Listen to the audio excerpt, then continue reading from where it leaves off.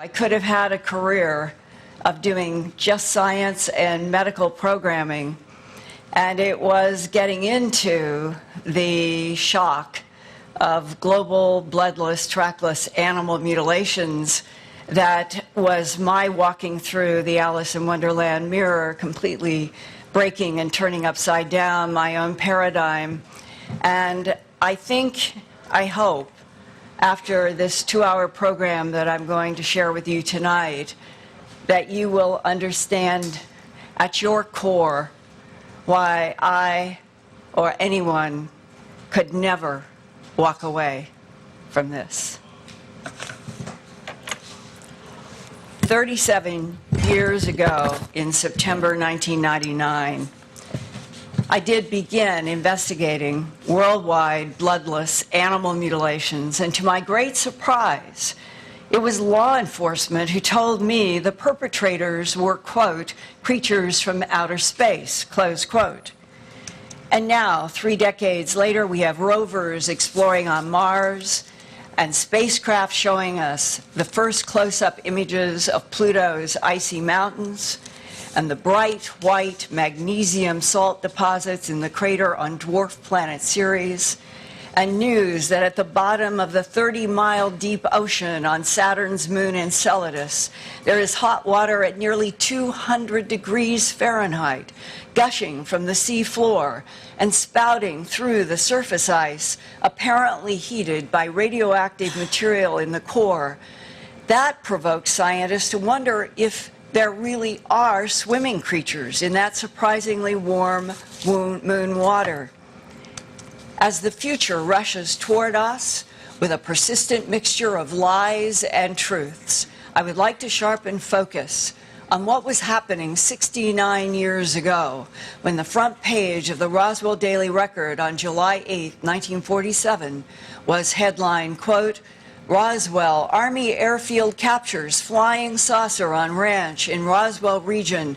No details of flying disc are revealed, close quote. We now know that during a thunderstorm late at night on July 3rd to 4th, 1947, 3 aerial objects merged on radar before 3 crash sites were found.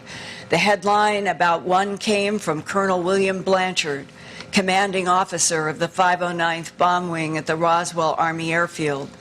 Colonel Blanchard ordered his public information officer, Walter Hott, to issue a press release announcing that one of those flying saucers that people had been reporting that summer had crashed northwest of Roswell near Corona. Strange debris had been found by sheep rancher Mac Brazel on July 4th. 3 days later, on July 7th, the head of the Roswell Army Airfield's 509th Bomber Group Intelligence Unit, Lieutenant Colonel Jesse Marcel Sr. went to the Brazel Ranch with Counterintelligence Corps agent Sheridan Cavett to investigate and gather up peculiar silver foil that folded like cloth. Plus, there were long, thin I-beams with purple symbols on them.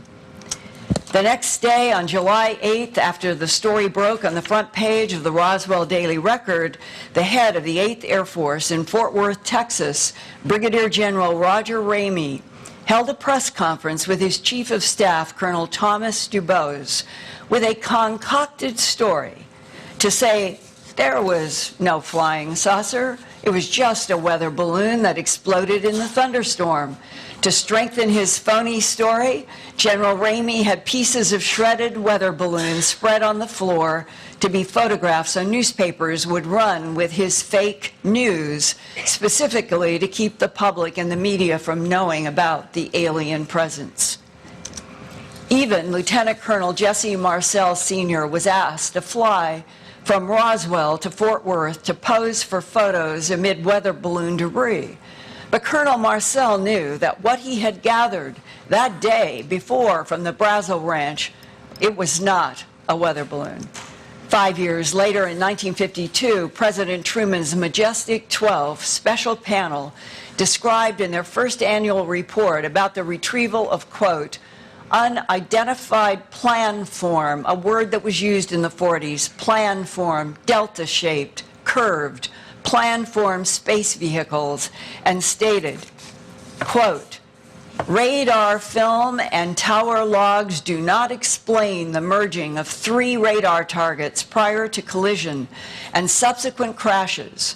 There were 5 recovered bodies, and recovered is misspelled in the original report, 2 of which were found in a severely damaged escape cylinder, and the remaining 3 bodies were found some distance away from that cylinder. All 5 appeared to have suffered from sudden decompression and heat suffocation. Suffocation is also misspelled in the original report, close quote. So there were 3 radar targets and 3 crash sites. Landing zone 1 was near Corona, about 75 miles northwest of Roswell. An interplanetary phenomenon unit summary on July 22, 1947, in paragraph 12 stated, quote, the most disturbing aspect of this investigation was there were other bodies found not far from Landing Zone 1 that looked as if they had been dissected as you would a frog, close quote. They did not explain whether the bodies that were dissected were animal, human, or alien. Animal parts were reportedly discovered inside the craft at Landing Zone 2. I have talked with a rancher who talked with Mac Brazel, so I'm third hand. And the rancher told me that Mac Brazel said it's a horrible secret, and that one of the secrets that was never reported because the military and the government paid Mac Brazel a lot of money to keep his mouth shut. And one of the secrets was that inside of the craft at Landing Zone 2, as they prodded and pushed around on the walls, suddenly a drawer opened, and inside were animal parts. Landing Zone 2 was 20 miles southeast of Socorro, not far from Oscura Peak, in the Red Circle area southeast of the Trinity site and White Sands Proving Ground, where the United States tested its first atomic bomb 2 years earlier in July 1945. It was only 2 years apart. First the atomic bomb test, then Japan, and then in 1947 came the UFOs. Landing Zone 2 is also where animal parts were reportedly found inside a well-preserved capsule that might have been ejected from the crash vehicle at Landing Zone 1 in Corona. The idea is, I've talked with several military people about this. They now, I think the government is convinced, something happened in those 3 radar targets that came together on the thunderstorm night at around midnight between July 3 and 4. One of those radar targets went in an arc toward Corona, but when it came down toward or near Corona, it ejected an emergency pod. It went over the Oscura Peak and came down on White Sands. That is Landing Zone 2 that was not destroyed and had the well-preserved bodies.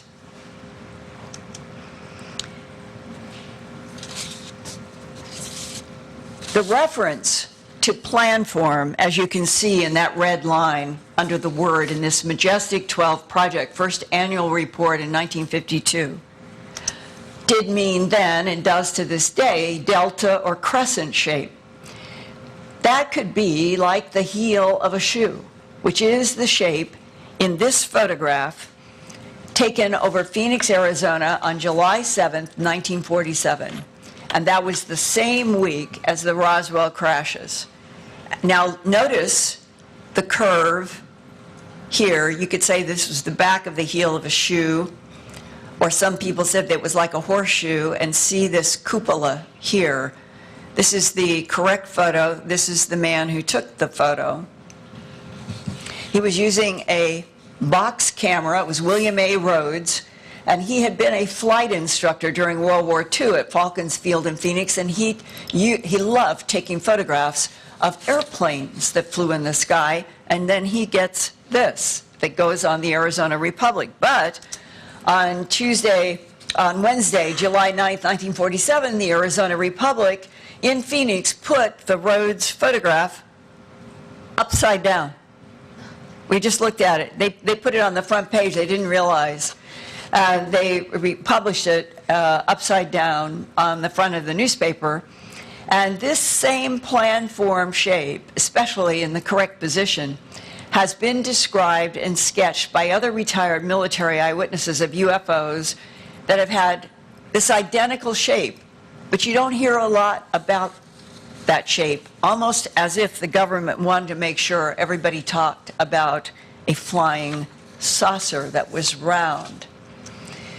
The 3 crashed aerial machines of unknown origin provoked General Ramey to carry out orders for a strict policy of denial and secrecy from President Harry Truman. Allegedly, though, 6 years before 1947, President Roosevelt and then Missouri Senator Truman had already dealt with a UFO and 3 dead aliens. In his 2016 book called Mo 41, meaning Missouri, in 1941, The Bombshell Before Roswell, author Paul Blake Smith writes that on the night of April 12, 1941, a crescent-shaped UFO crashed near Cape Girardeau, Missouri. Cape Girardeau is 115 miles southeast of St. Louis, and Sikeston is 35 miles south of Cape Girardeau. The Missouri Institute for Aeronautics is in Sikeston, and local residents told Paul Smith that a crescent-shaped craft and 3 identical small bodies, quote, not from this world, close quote, were picked up by a crew from the Missouri Institute for Aeronautics, and they picked it up from a farm about 8 miles south of Cape Girardeau. Today, we would call those 3 bodies identical clones. One MJ-12 document leaked in the 1990s to aerospace engineer Dr. Bob Wood is entitled MJ-12 Project, White Hot Intelligence Estimate Preliminary, dated September 19th, 1947, only 2.5 months after the Roswell region UFO crashes. Classified Magic Eyes Only, Part 3, Scientific Probabilities, it states, quote, based on all available evidence collected from recovered exhibits, the plan-form UFOs currently under study by, and it lists 11 government and military agencies and MIT, those craft are deemed extraterrestrial in nature. This conclusion was reached as a result of comparisons of artifacts from the Missouri discovery in 1941, and they're referencing Cape Girardeau. The technology is outside the scope of U.S. science, even outside that of German rocket and aircraft development, close quote. Part 2, Technical Evaluation, paragraph 18 states, quote, the following elements were analyzed and found to exist in the small neutronic power plant that was found inside U-Lot 1, all caps -1, an acronym for UFO Planform. And this one stands for Unidentified Lenticular-Shaped Aerodyne. Even the recovery case of 1941, meaning Cape Girardeau, Missouri, did not create a unified intelligence effort to exploit possible technological gains, with the exception of the Manhattan Project, close quote. The reference to the Manhattan Project means physicist Robert Oppenheimer had the Cape Girardeau neutronic power plant to study. It was hand-delivered to him during his development of the atomic bomb first dropped on Japan in August 1945, ending World War II. That also implies that Presidents Roosevelt and Truman already knew about an alien presence during World War II, before the July 1947 Roswell crashes, and they had made a decision to keep everything secret about UFOs and the ETs they had retrieved, both dead and alive. And every high-serving person, FDR, Secretary of War George Marshall, Secretary of State Cordell Hull, the head of the War Department's budget, then Democratic Senator Harry Truman, they were all 33rd degree Masons. And they honored secrecy. Much of the content in those early reports was drawn from what Lieutenant General Nathan Twining discovered on his secret mission for President Truman soon after the New Mexico crashes. That's when General Twining viewed the 5 alien bodies and craft found at Landing Zone 2 near Oscura Peak and the Trinity site. In 1947, General Twining was commander of the Air Materiel Command, and 10 years later, President Eisenhower would appoint him chairman of the Joint Chiefs of Staff. Well, by July 16, 1947, only 1 week after the Roswell Daily headline, General Twining sent President Truman a 2-page report from his personal investigation in New Mexico about what he saw for himself at the Landing Zone 2 crash site near Oscura Peak on the White Sands Proving Ground. Quote, General Twining, upon examination of the interior of the craft, a compartment exhibiting a possible atomic engine was discovered. In the power room was, 1, a donut-shaped tube approximately 35 feet in diameter made of what appears to be a plastic material that is surrounding a central core. This tube was translucent, approximately 1 inch thick. The tube appeared to be filled with a clear substance, possibly a heavy water. This activation of electrical potential is believed to be the primary power to the reactor, though it is only a theory at present. Just how a heavy water reactor functions in this environment is unknown. On the deck of the power room, there are what resembles typewriter keys, possibly reactor power plant controls. There were no conventional electronics nor wiring to be seen connecting these controls to the propulsion turret, close quote. I have been told by some of the people before they died who were there in the whole Roswell region that there were keys. They had strange hieroglyphic type symbols on them. And the 1952 MJ-12 first annual report said, quote, the technology in these craft may be eons ahead of us, meaning thousands of years beyond us on Earth. Another military insider from World War II and the Eisenhower and Kennedy presidencies did a 1997 book, the day after Roswell, about what he knew firsthand of UFO extraterrestrial technologies and ETs while working in the Pentagon. Lieutenant Colonel Philip J. Corso worked as chief of the Pentagon's Foreign Technology Desk for General Arthur Trudeau, who was handpicked by President Dwight Eisenhower in 1958 to be the first director of Army Research and Development in the Pentagon. And the reason he chose him is because Eisenhower respected General Trudeau more than any military officer that he knew during World War II, because Arthur Trudeau was the only general that had a PhD, and it was in engineering. So Eisenhower reached out to the one and only PhD in the military to do this new work in Army research and development, of which at the core was getting extraterrestrial technology from crashes into the Pentagon to decide how to back engineer them. General Trudeau on the right handpicked Colonel Corso after their trusted days together in World War II.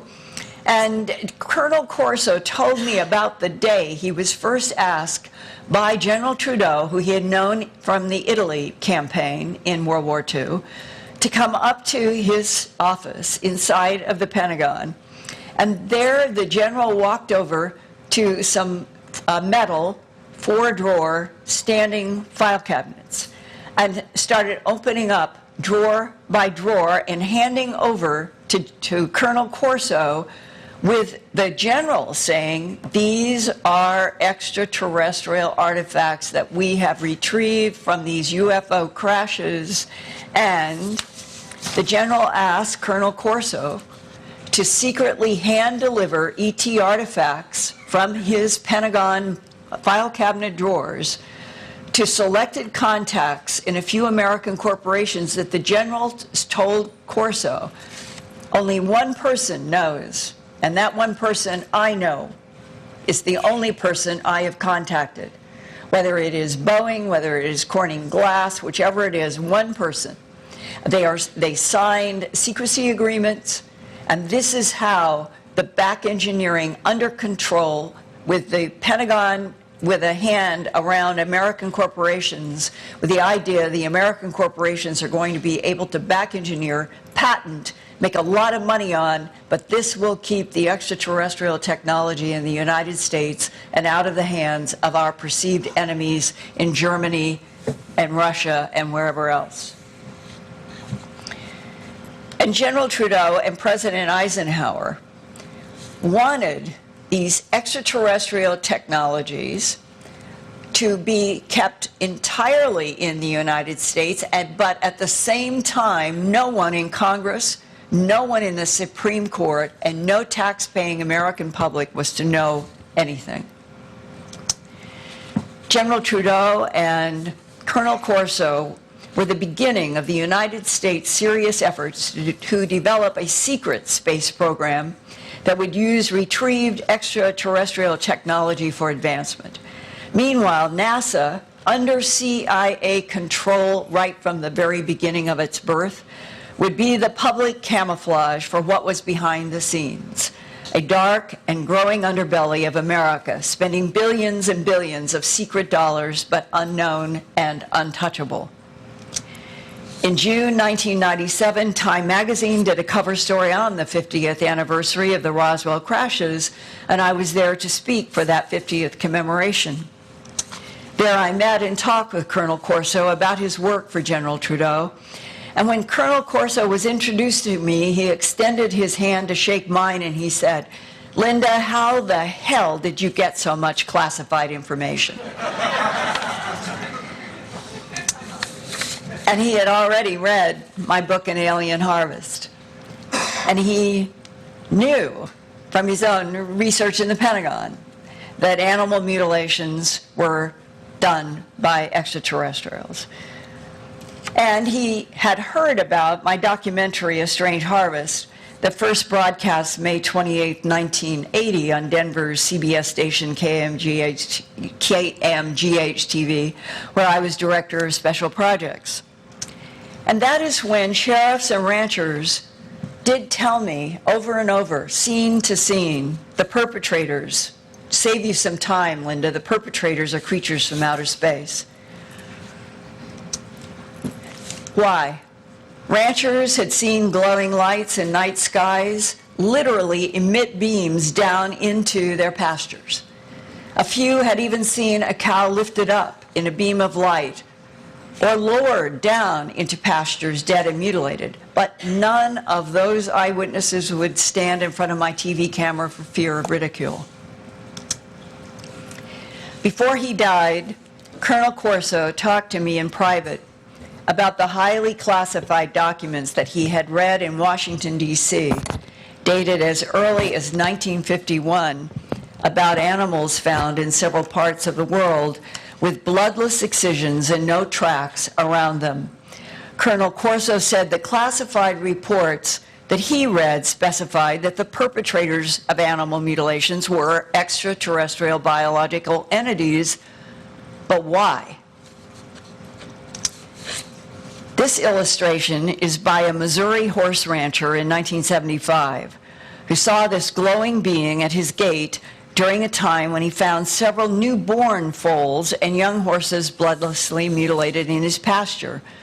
Eventually, our government would realize that many of the UFO so-called pilots and other non-human entities were actually cloned androids or human ET hybrids produced from genetic harvests of Earth life, including from animal mutilations and human sperm and egg extractions and human abductions.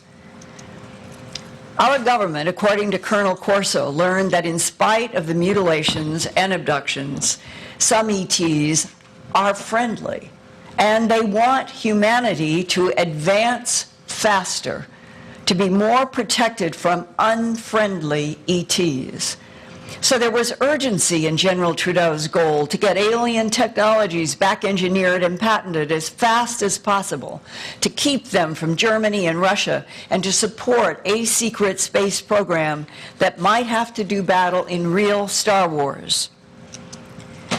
About secret ET technology transfer to American corporations for back engineering and patents, Colonel Corso wrote, quote, General Trudeau also had relationships with the Army contractors who were developing new weapon systems for the military within one part of the company, while another part was harvesting some of the same ET technology for consumer product development.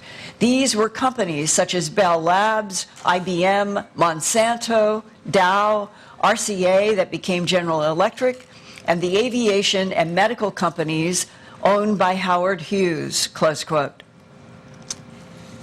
At that July 1997 50th anniversary conference, Dr. Jesse Marcel Jr. handed me this replica of the thin I-beam he remembered holding in the first week of July 1947.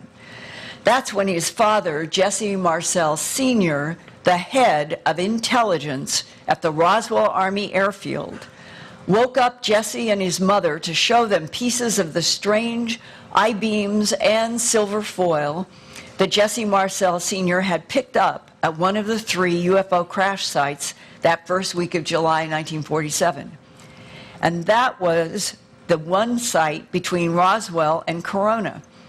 Jesse Marcel Sr. said the metallic foil was like cloth that could be folded or crumpled up, but would always return to its original flat, unwrinkled shape. Jesse Jr. told me that his father said the debris, quote, was not of this earth, close quote. Young Jesse Marcel was most curious about what he described as metallic pinkish purple hieroglyphs or symbols that ran along the entire length of a tan-colored I-beam, only 3/8 of an inch wide. The I-beam was so lightweight that Jesse Jr. said he could barely feel it in his hand, that it was more like holding air. Plastics did not exist publicly in 1947, but eyewitnesses would later on compare the I-beams to new lightweight plastic or balsa wood. There were rumors that scientists had discovered the I-beams were an exotic hybrid of metal like wood, and it could not be cut or burned at any temperature. Intelligence officer Jesse Marcel Sr. would himself compare the strange pink-purple symbols to, quote, indecipherable Chinese writing, close quote. 12 years after the 1947 Roswell UFO cover-up began, Brigadier General Stephen Lufkin has said that he was briefed at the Pentagon in 1959 about the Roswell UFO crashes. And at that time, he was shown thin I-beams with what he called purplish encryptions. That means encoding messages or information in such a way that only authorized parties can read it. Another source, Steve Lytle, reported that his mathematician father was asked by government authorities to decipher the I-beam symbols, but no one ever was able to, and those weren't the only mysterious symbols to show up on UFOs. In 1803, on the east coast of Japan in the Hitachi province, fishermen reported that a pale, red-headed, alien-looking woman suddenly emerged from under the ocean waters in a round craft that had symbols on its surface. The woman was inside the craft clutching a box. Eyewitnesses called her Utsuro Bune, meaning ship hole, because her sea craft was shaped like a rice bowl. People who saw the craft said the top was like it was made of glass or crystal. And when the red-haired woman spoke, it was in a language that no Japanese person had ever heard before. What language was she speaking? Where did she come from? What was in the box? Nobody knew then or now.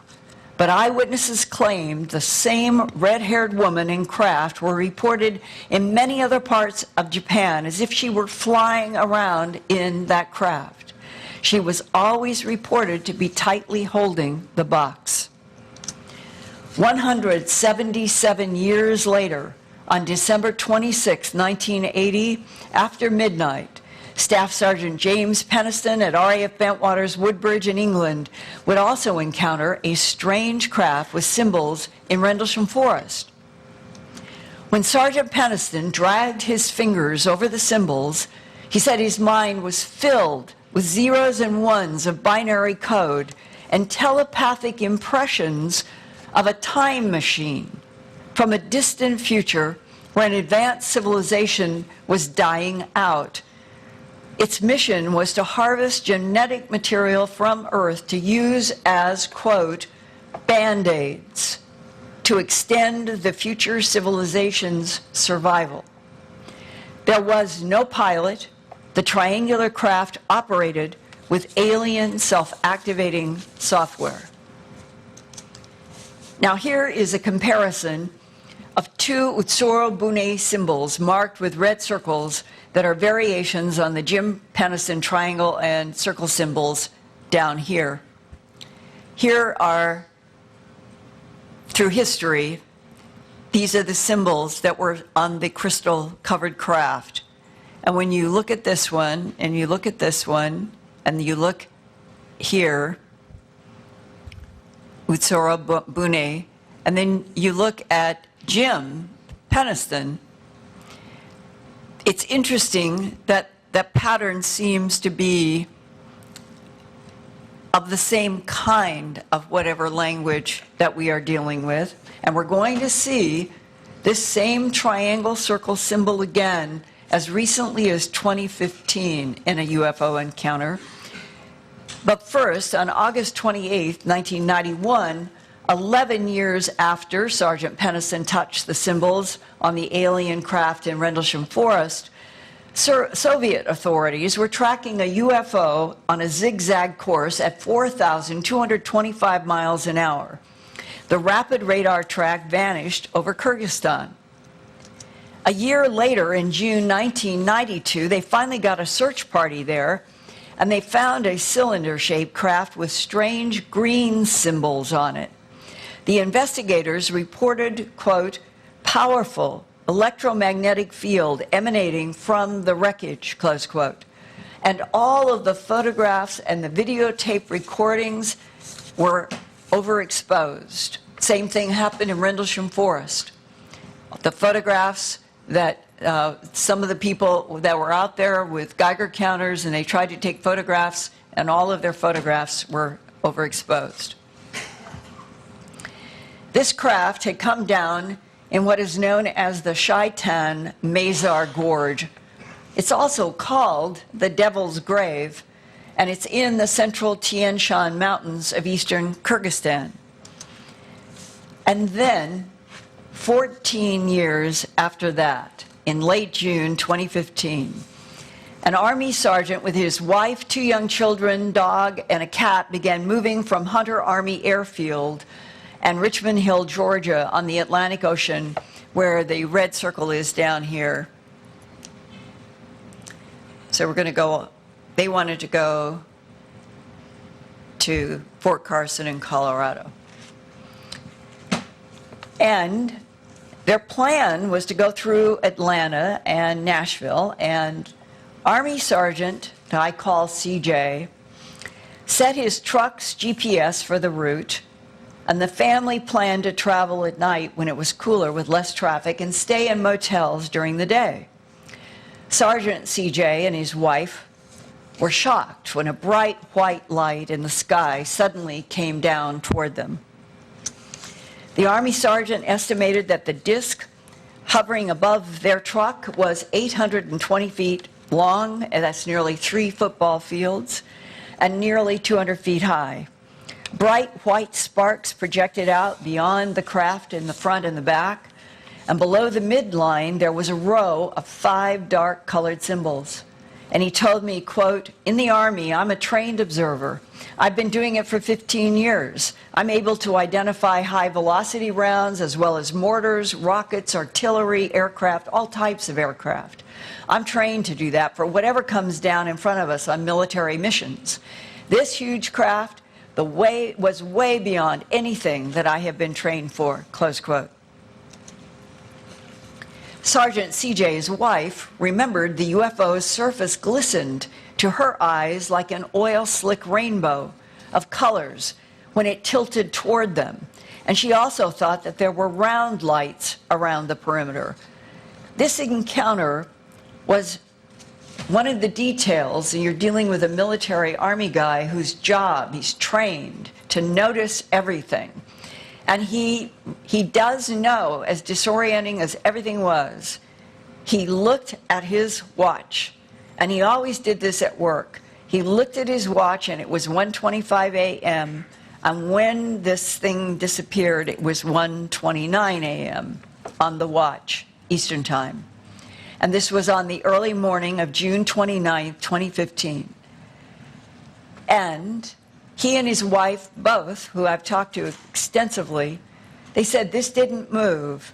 This just blinked out. 820 feet, right in front, up, maybe 200 feet. It's there, and then it's not there. The couple felt confused and disoriented. Sergeant CJ drove up the road a few miles and found what's called a Shake Rag Express.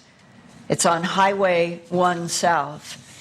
And when he tried to get out of the truck, he said his legs felt like wet noodles, as if he could not stand up, and he didn't know what was wrong. But the greater shock was when he finally got into the store and got some food, the Shake Rag Express receipt showed they were in Wadley, Georgia, way off their GPS course to Atlanta and on to Colorado. They had started down here. They were going to go to Atlanta. Something happened in the high strangeness, and they end up here without ever knowing. They had no idea, and he's trained military, uses GPS all the time. He never had a clue. But whatever it was that happened, he would agree that an alien intelligence did something and manipulated their minds in order to get them off of that main track to a place where the UFO and what was inside of it could interact with them. Now, let's stop for a minute and compare the June 29th, 2015. Here's this symbol again. This is a triangle. It's got the little circles on it. And look at Jim Peniston's from RAF Bentwaters.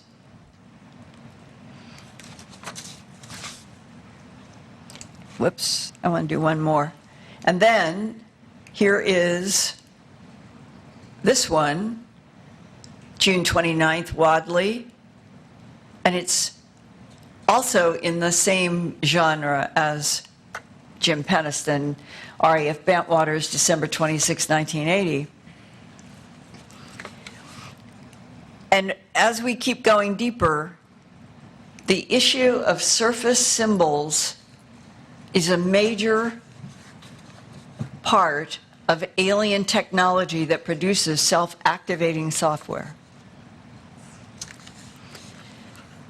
Sergeant CJ and his wife were so confused and they were exhausted, and he got back on a different road and make sure that they're heading for Atlanta. And they finally checked into the Magnuson Hotel. This is just a little north of Atlanta. At 7:36 a.m. on June 29, 2015. They slept in the day, And then they got back on the road, headed for Kentucky. And this credit card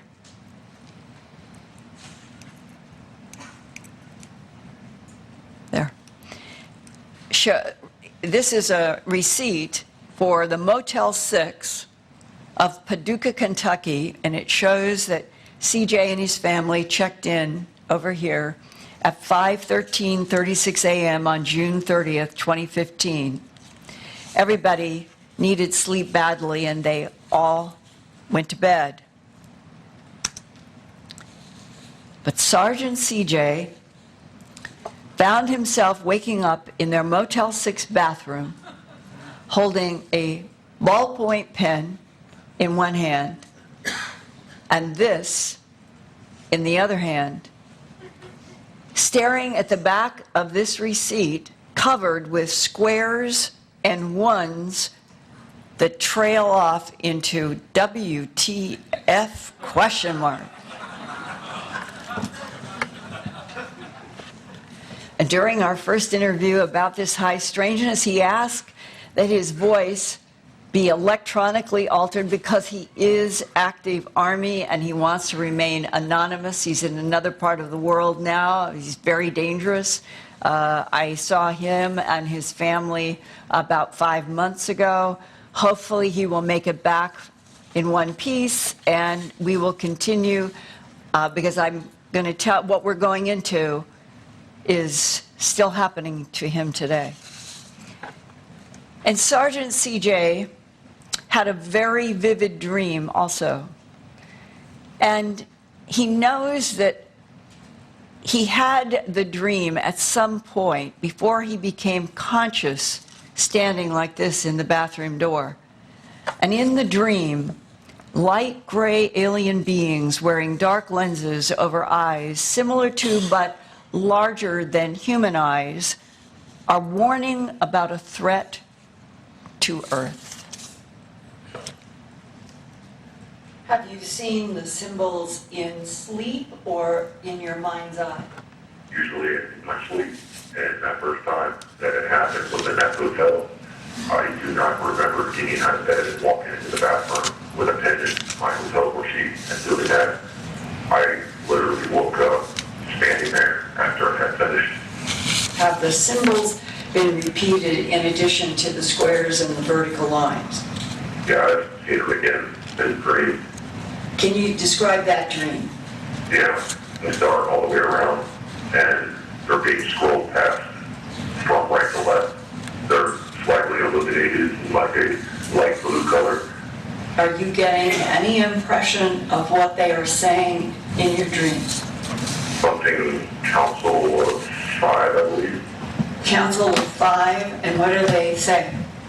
Or a warning, preparation for something, an alert of what may come, or what could come, or what is soon to come, or something to that effect. And they're doing what they can to try to help us. They're almost to the point where they're outnumbered, and we're going to need to assist and get to where we need to be sooner in order to be able to stand a chance. Did you see any humanoids of any shape or size or type in any of your dreams? Yes, ma'am. Which type? Skin similar to ours, however, grayish in color, elongated heads, larger sockets for eyes, larger eyes. In the dream that I was seeing, there was one about where my feet would be, and I could see expressions on his face as a little bit of worry, but was trying to keep being calm. Did you get the telepathic impressions of warning there aren't enough of us, there's more of them, something is going to happen that's going to be a big problem, and that these beings have been trying to help and now they can't because they don't have enough numbers versus what is there?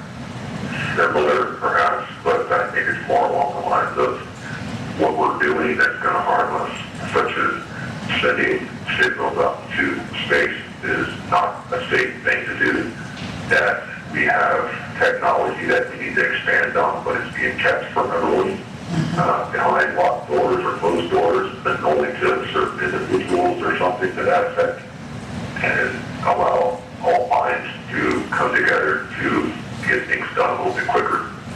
Or what is going to happen? Whatever's going to happen might negatively affect us. I don't know what that might be, though.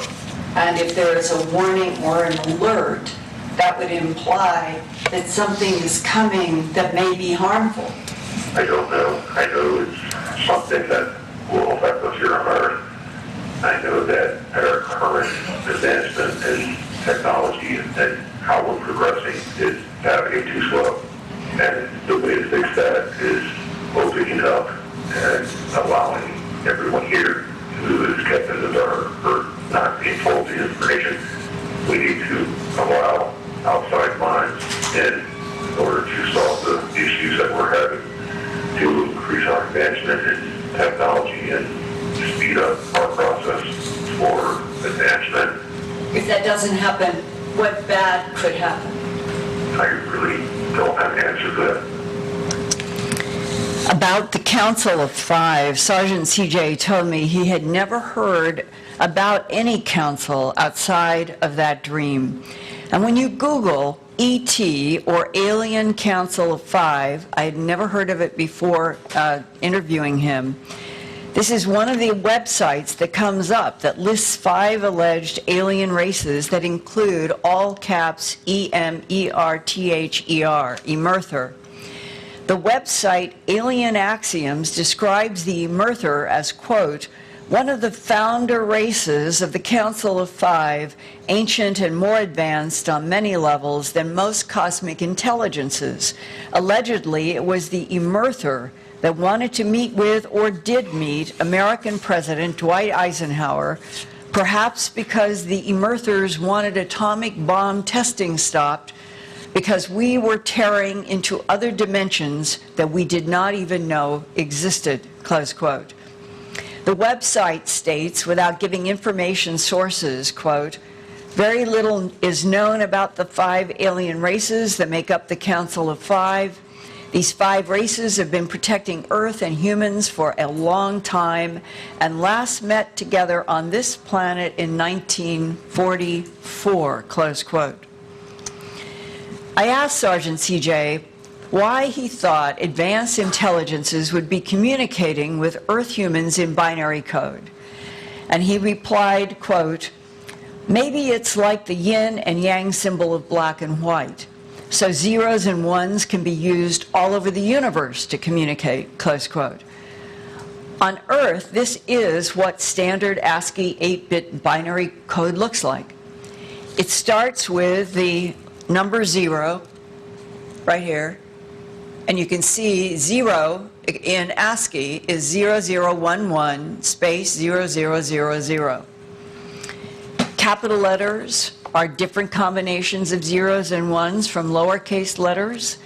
There's punctuation such as periods and commas. Each have their own 8-bit code designators. Australian geneticist Horace Drew, PhD, volunteered to translate Sergeant CJ's squares and ones. And here is the first page so you can get a look at how people do this.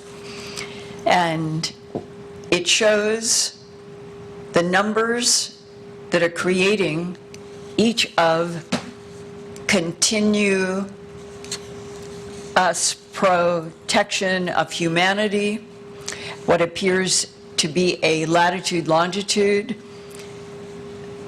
expose hidden knowledge to all citizens,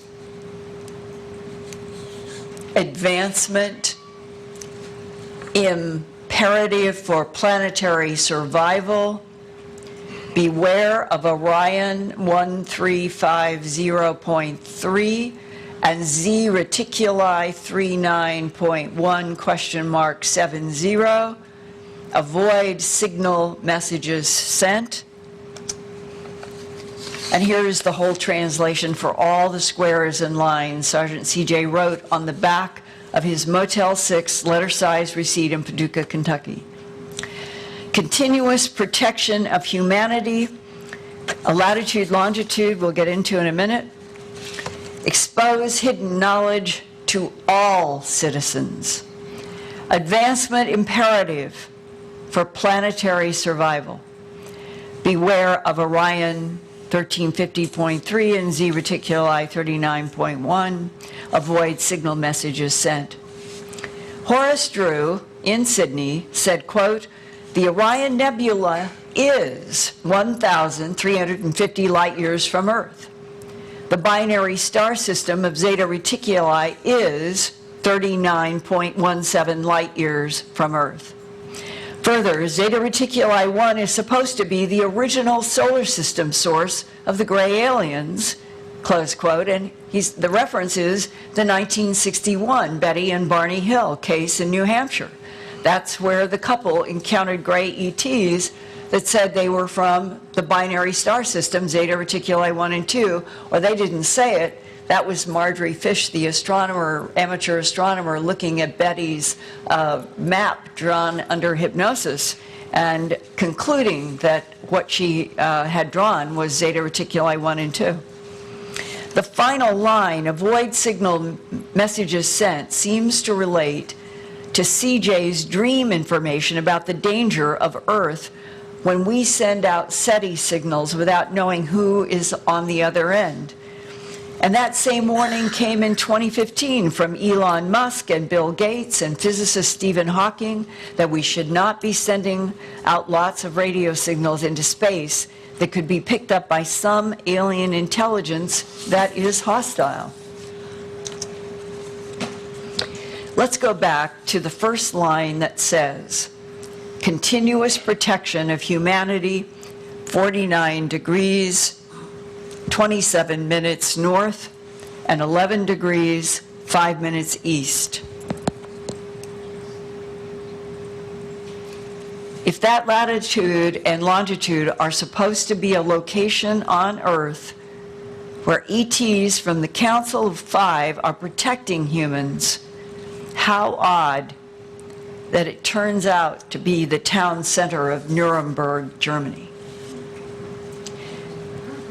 Nuremberg was a significant city for the Nazis in World War II, and the location of the international war crime trials after the war ended.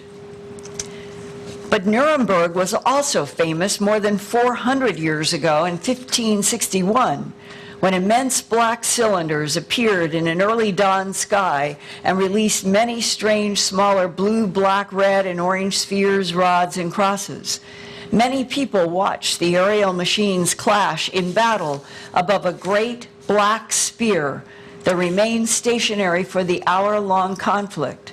Some UFOs crashed and burned in the lower part of this woodcut. Some UFOs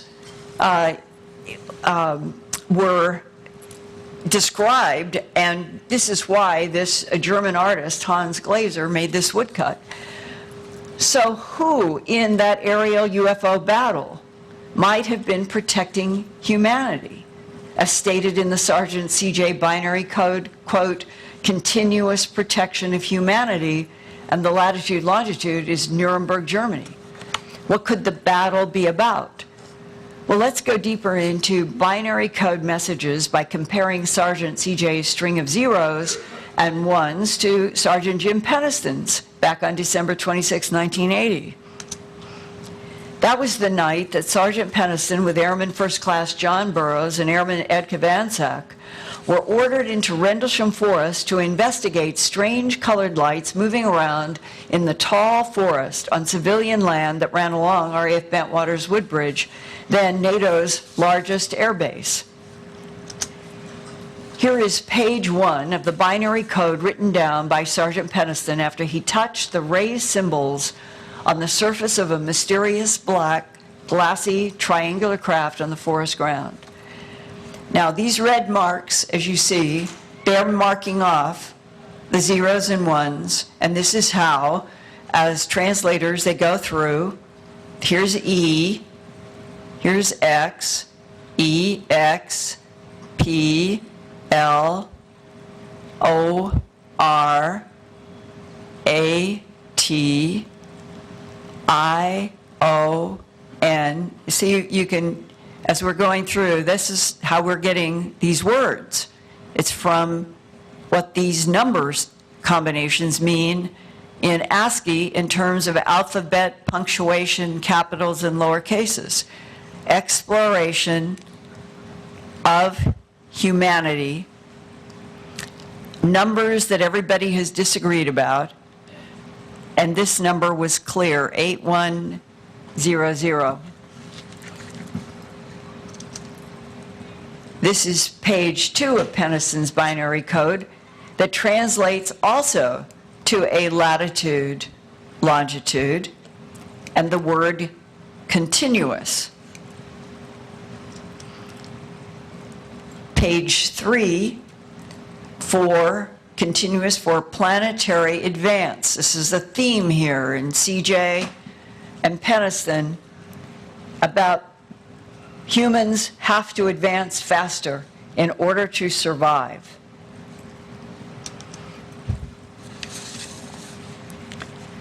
Coordinate, continuous, question mark, CEPR, question mark, the word before, and after the word before, his notebook trails off. This is the end of the transmission.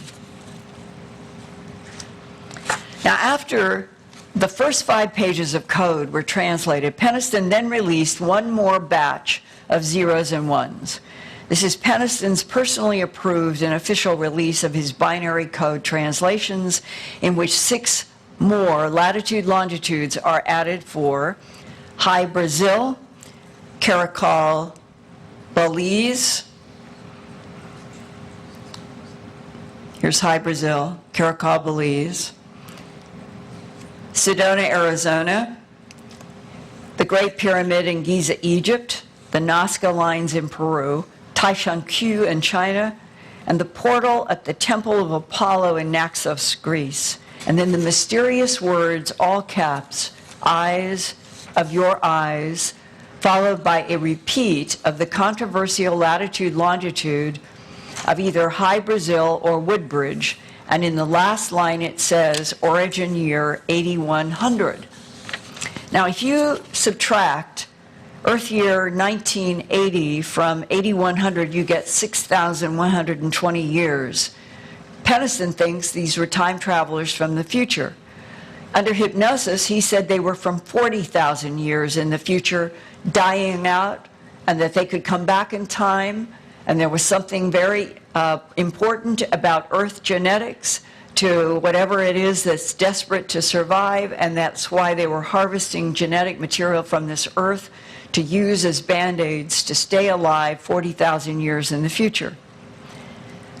But if this is the reality of his binary transmissions, the 6,120 years, if the origin year was 8100, depends on what the communication was, then it's not 40,000 years in the future, it's 6,120 years in the future.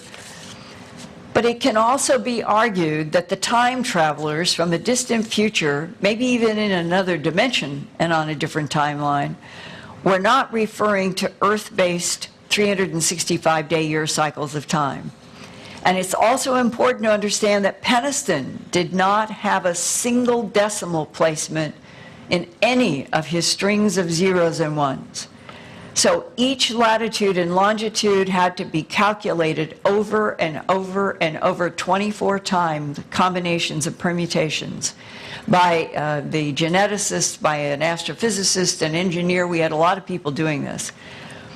So each latitude and longitude in a string of zeros and ones, if there's not a designation of the decimal point, it can be any one of 24 possibilities per latitude, longitude.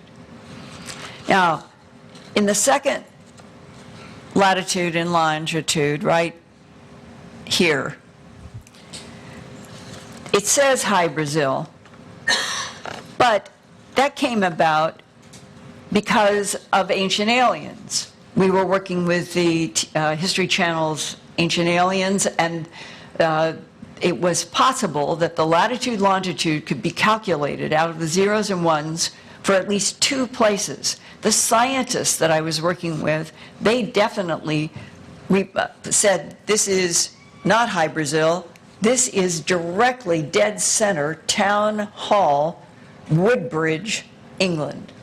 And when you are in Woodbridge, which John and Jim and I and others, we've been there a lot, the town hall is a geographic center as well as a cultural and a politic center. It's an absolutely dead center town hall, which makes it even more interesting that it could have been the alternative in the binary translation, but the TV program liked the idea of the mythical High Brazil, so it turned out that depending upon if you moved the decimal point one way, you could end up going west from Woodbridge, and you would end up in the Atlantic Ocean at a place that would be very similar to what grew up in Ireland and Western England as a mythology. And it was a story that every 7 years, only every 7 years, this island would suddenly appear in the Atlantic Ocean, the High Brazil, and that there were people who would get in boats and they would try to go out to this strange island, and they never could reach it. They'd stay in the boats and they'd see it, and they never ever could get to land. And that is the mythical mystery of the name High Brazil from centuries past that ancient aliens chose to put there. The scientists think that it was Woodbridge, and as one of the astrophysicists I was working with on this, he said to me, if we are dealing with self-activating software by extremely advanced civilizations that can send out craft, can send out drones, can send out hybrids, that can do anything they want, that are completely self-sufficient and completely self-sustaining. They don't need the prime intelligence. But they are always going to have to be downloading and uploading information to whatever it was that sent them. And that's why they thought it made sense that whatever this machine was, the black triangle, as a time machine, it would have to be constantly sending out locations in numbers that would translate to latitude, longitudes on a sphere, anywhere in the universe. All machines would be relating to grids on spheres for location. Let's now compare Sergeant CJ's first June 30th, 2016 binary translation on the top, 35 years after Sergeant Peniston's first binary release from his December 26th encounter on the bottom. And what's important to keep in mind here are the repetitions, because we are talking about two completely different individuals, 35 years in time. But it's like the same type of message, continuous. It's about humanity. I guess this doesn't, oh, there it is. Sometimes it seems to absorb humanity, and always this theme for planetary survival. Humans must advance, continuously advance for planetary survival.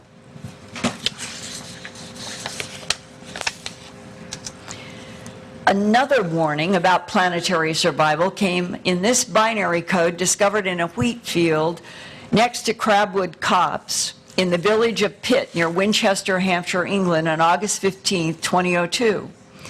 The gray alien head and binary code disk are in front of BBC's Winchester tall broadcast antenna back here.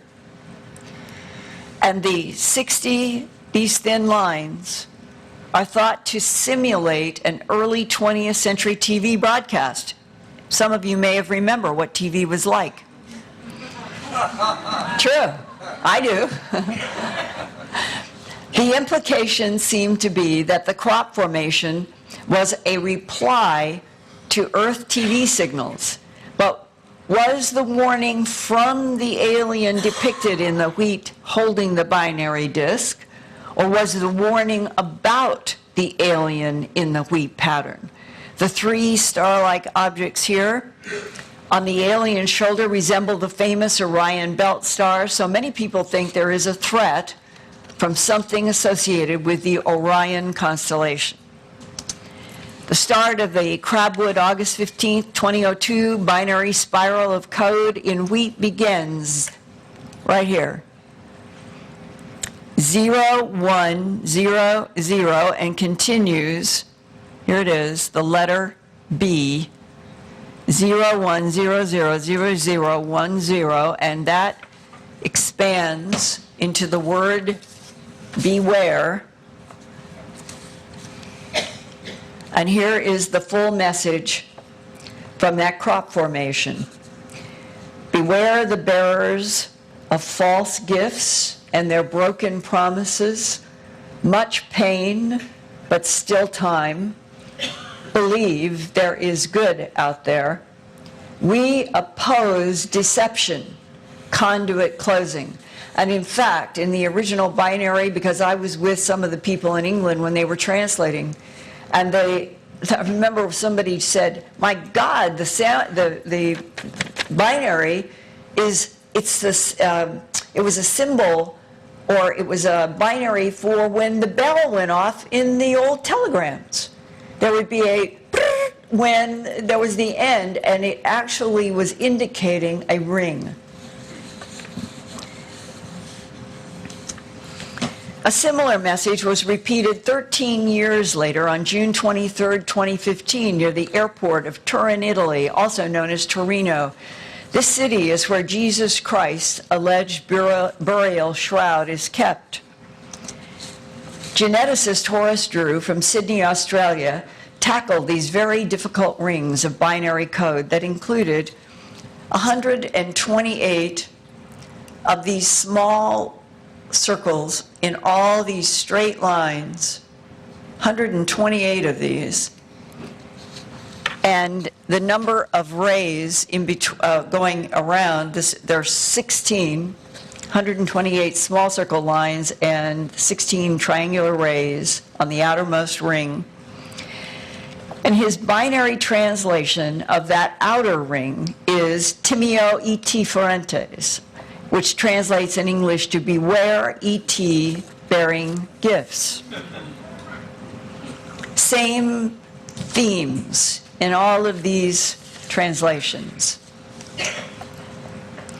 Horace Drew said the Torino, Italy, June 23, 2015 summer solstice wheat pattern, quote, looks like a clock where we have to rotate the inner wheel to match the outer wheel, close quote. He has told and been on the record saying this is the single most complicated of anything that he's ever encountered. They've still never cracked all of the binary code in this formation in Torino, June 23, 2015.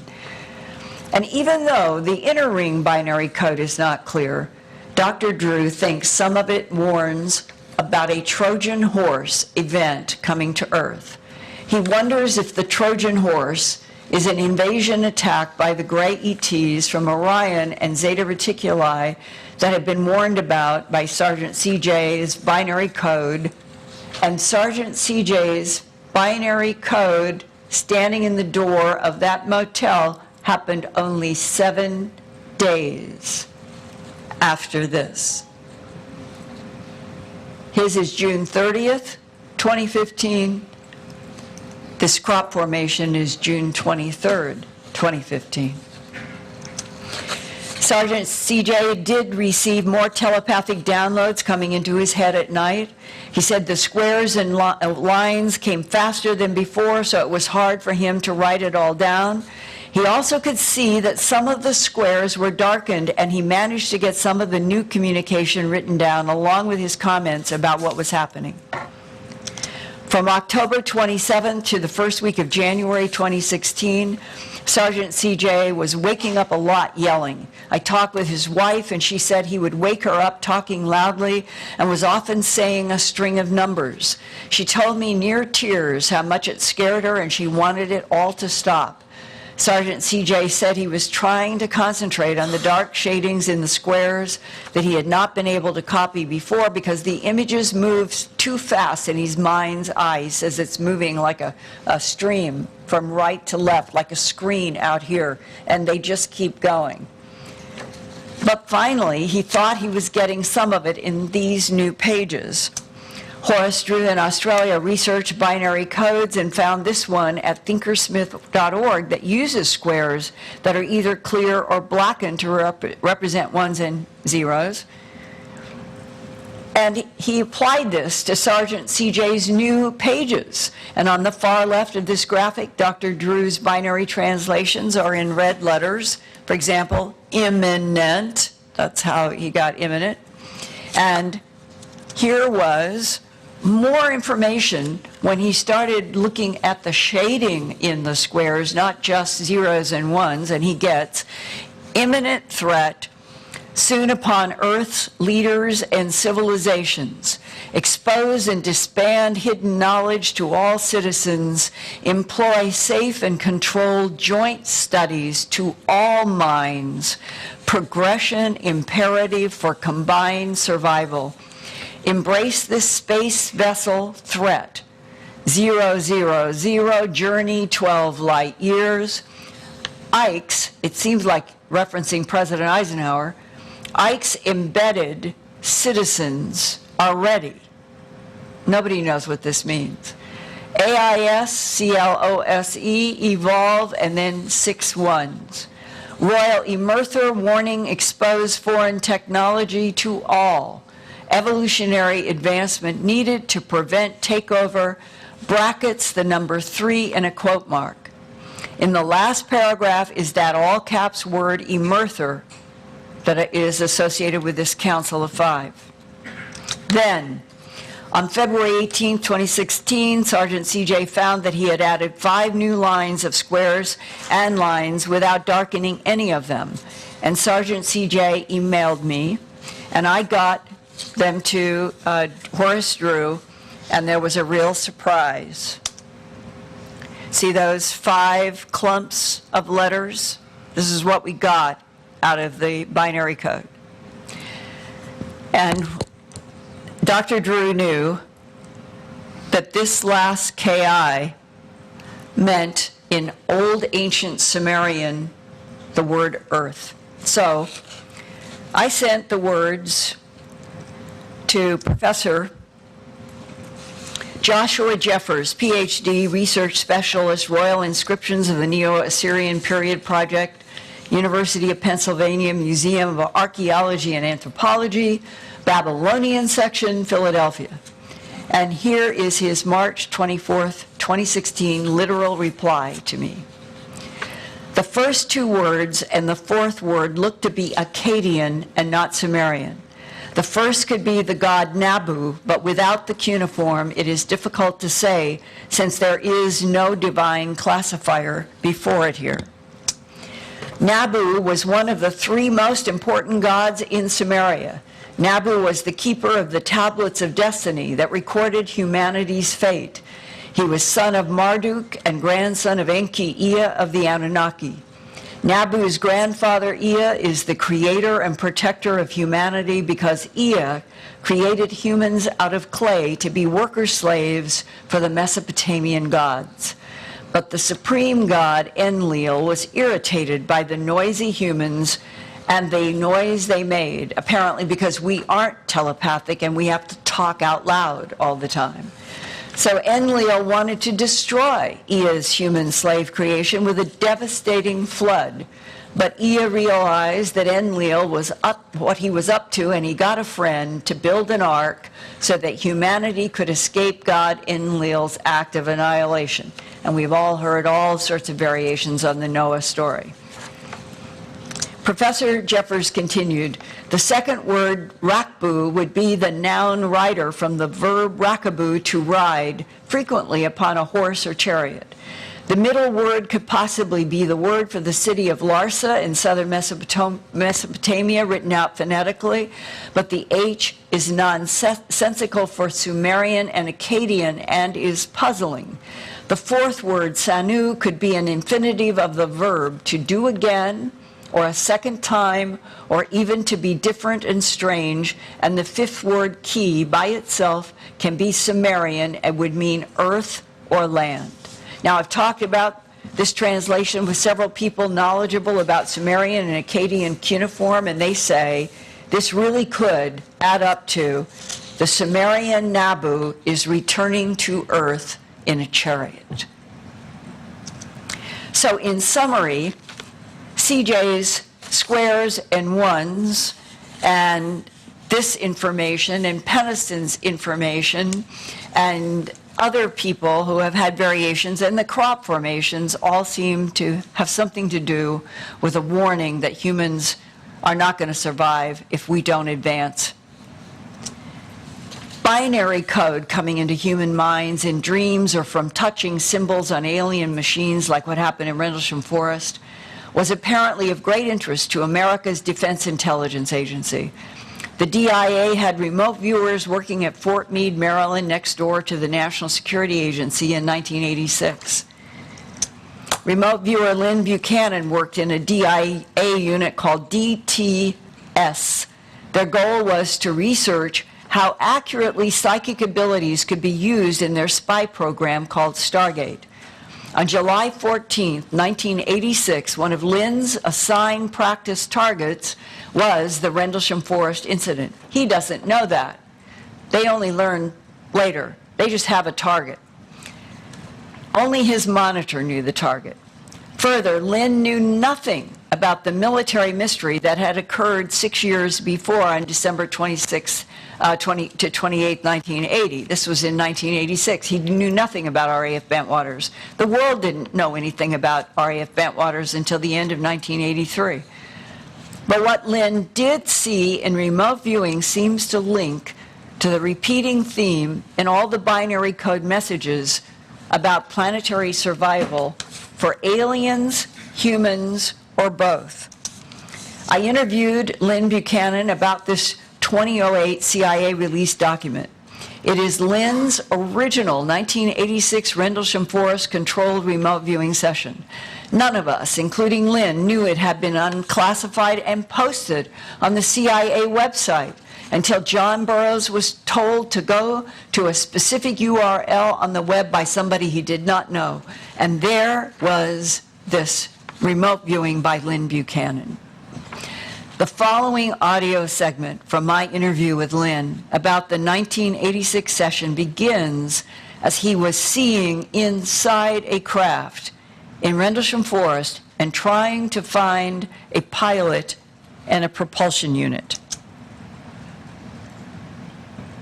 I got that the driver of this vehicle is not in the vehicle, he's somewhere else. Like this object that you are remote viewing in Rendlesham Forest could be a drone that is not manned, but that the intelligence associated with this is somewhere else. Yeah, and that's when I got the break. Oh, I'm viewing ATs. So move me back to the place with the yellow light. That's when I got an incubator. I definitely realized that this young person, whatever, was in the place of the yellow light, and that it was an incubator. Putting my analyst hat on, I would tend to say from this one session that this craft was looking for an ideal place, and once it found it, that incubator would open up and provide a living space for whatever was in it. And you mean that the incubator in the black glassy craft, which is the outside version we have from the Penniston drawing, it would then deposit the extraterrestrial life forms in the incubator in a site on this planet to grow into whatever those extraterrestrials are. That would be the analysis of that one session, yes. Now, you did other remote views on RAF Bentwaters later on. I was tasked with finding the power source. In fact, I still didn't know really what the Bentwater thing was. I got the propulsion system was a very small, enclosed thing that didn't really hook up to the craft, but was in some way providing a field of energy around the craft. And it was in an enclosed container type thing. When I was told to mentally move into the container to find out what was going on, I was not able to do that.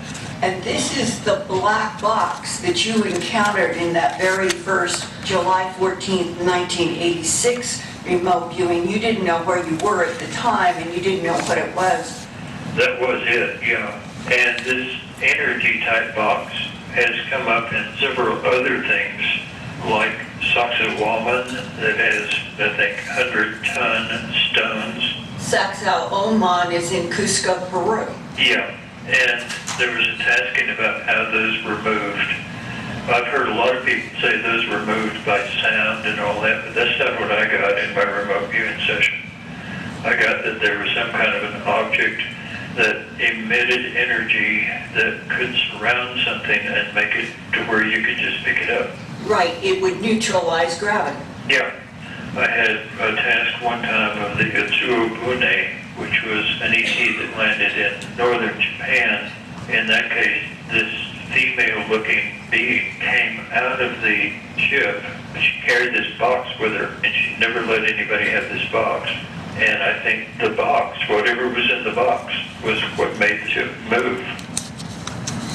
Time machines, incubators of alien life trying to survive in planet-seeding missions, ET hybrids and clones, eons beyond us, as the MJ-12 documents say.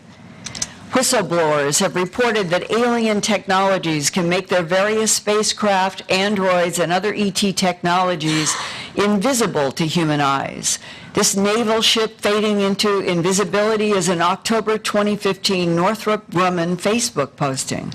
In addition to invisibility, the extraterrestrial technology is described as functioning with self-activating software that can neutralize gravity and project three-dimensional holograms as camouflage that human minds and eyes cannot detect in the Earth's environment. The alien goal, they say, is to harvest genetic material from this planet's animal and human life in order to create a large ongoing supply of rapid cycle cloned and hybridized body containers with very advanced technology that some people in the human abduction syndrome refer to as resurrection tubes or technology. I first learned about the cloning tubes the first week of March of 1991 when I received in the mail a large envelope that contained an audio cassette. And there was a letter and several color drawings from a woman named Linda Porter, California. She was born in 1946 and began having dramatic experiences with non-humans by age 12 in 1958. She had decided it was important to reach me after hearing a conference presentation that I had given in California concerning eyewitness testimony about non-human intelligences interacting with our planet, and she was concerned about her vulnerability as a person caught up in the human abduction syndrome and was frightened about the United States government's policy of hiding the alien presence. Her letter began, quote, "We abductees are caught in the middle of a series of ongoing events that will one day prove to be historically significant to the future of the Earth. Unfortunately, because of our continuing non-voluntary interactions with these beings, we have, in a sense, become victims of both sides of the phenomena. On the one hand, we are used by the aliens for their own purposes, whatever those purposes may be. On the other, if we speak out, we risk ridicule from the public and in some cases possible harassment and or intimidation by government and military personnel. If you could look directly into those creatures' eyes, you'd realize that every detail of your life, no matter how personal, how mundane, how minute, it's known to them. It makes me wonder, are we some kind of Ken and Barbie dolls being played with by an emotionally immature race of beings with no sense of morality? Or are we pawns held in the grasp of a dying race that will do anything for their own survival, including the cold-blooded manipulation of another species, we humans, and the brutal mutilation of helpless animals? Unless a person has been through the trauma of an abduction, they cannot comprehend how these entities can strip the mind and soul as easily as they can strip the clothes off a body. They scan details of a person's life with such facility that they make you feel as if you are an interesting piece of lint caught between their toes. In the blink of an eye, these beings devastate all personal freedom, all sense of privacy, and all prospects for living a normal existence. A person's life is never the same again. He or she is changed forever, close quote. Linda Porter's words speak for a lot of abductees who have interacted with gray, blonde, tall, white, reptilians, or insect humanoids.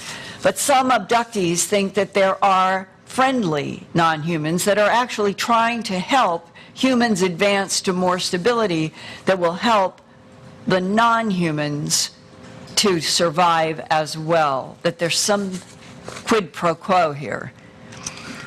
In this 1995 Thanksgiving letter to me, Linda Porter wrote, "The people who live on the earth, those who will survive the destructive changes to come, will be evolving into a new species of being.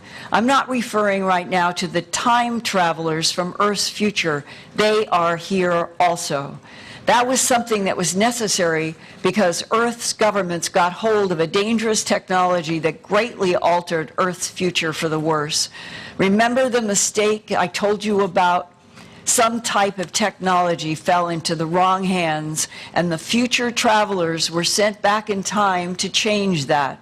I don't know if it has been changed, at least not yet, but that was an entire sidebar to evolution that was never meant to happen."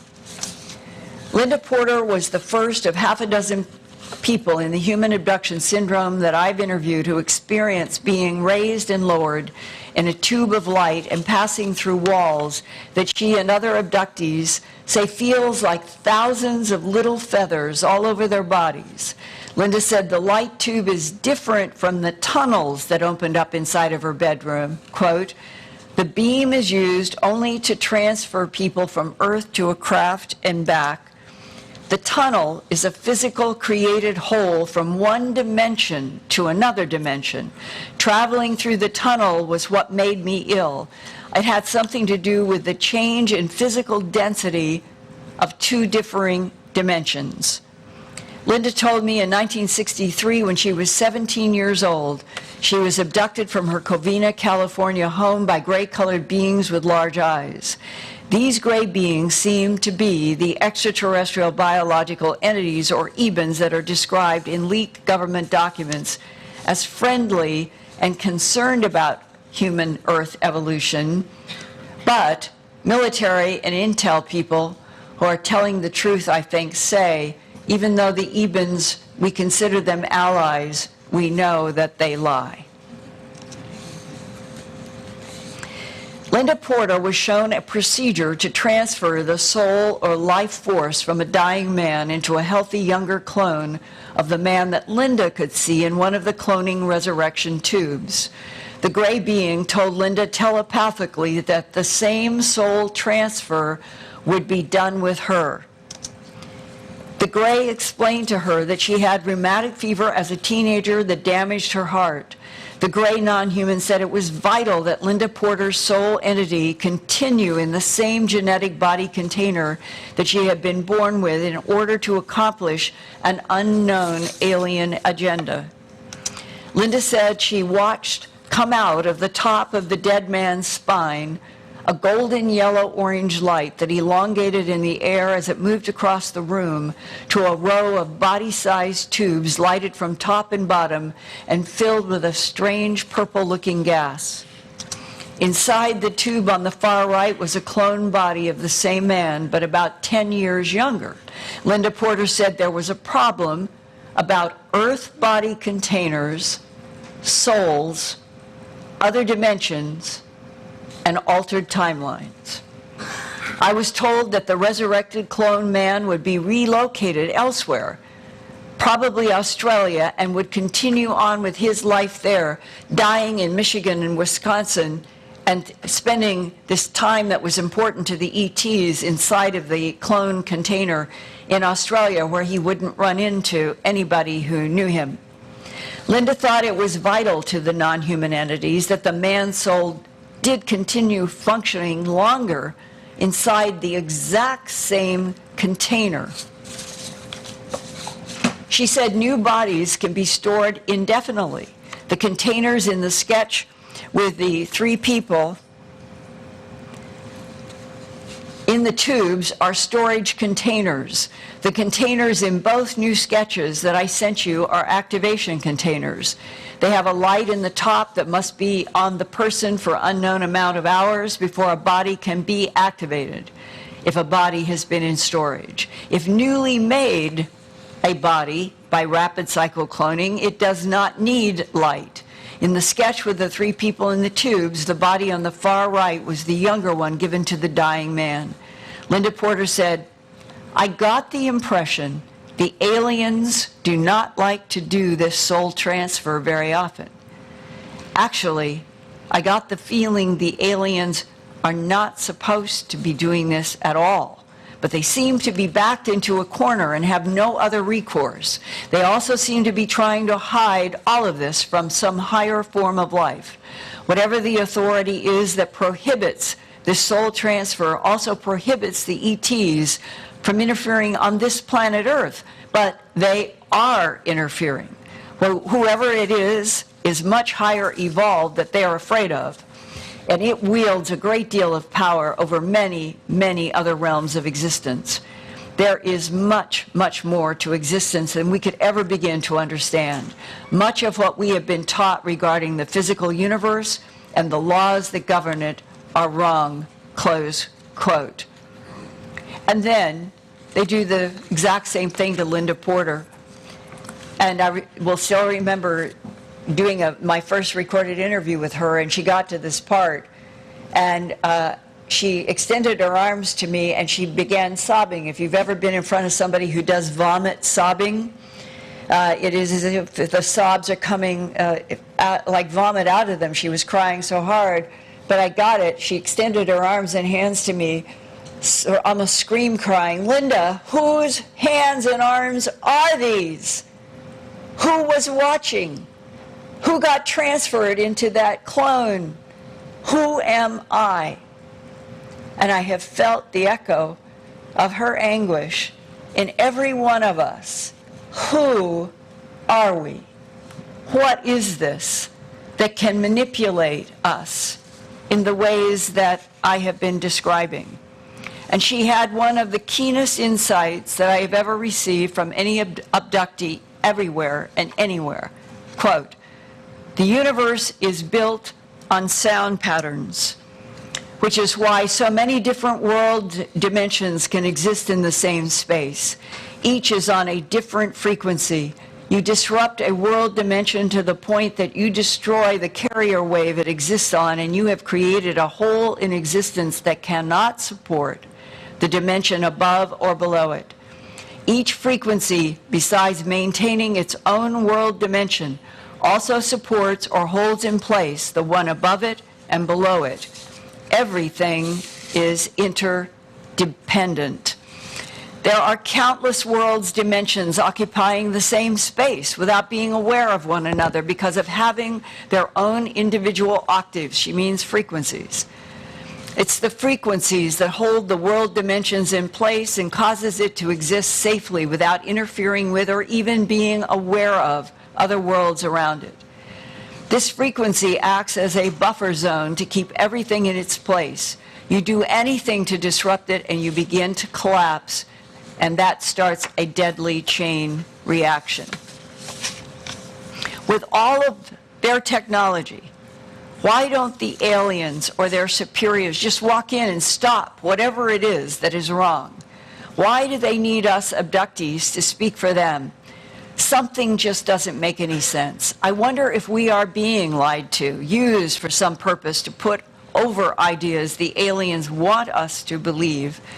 If there is an experiment, maybe if it succeeds, it will put us in competition with the aliens for something they don't want to share. Maybe they are trying to scare us out of their neighborhood, close quote.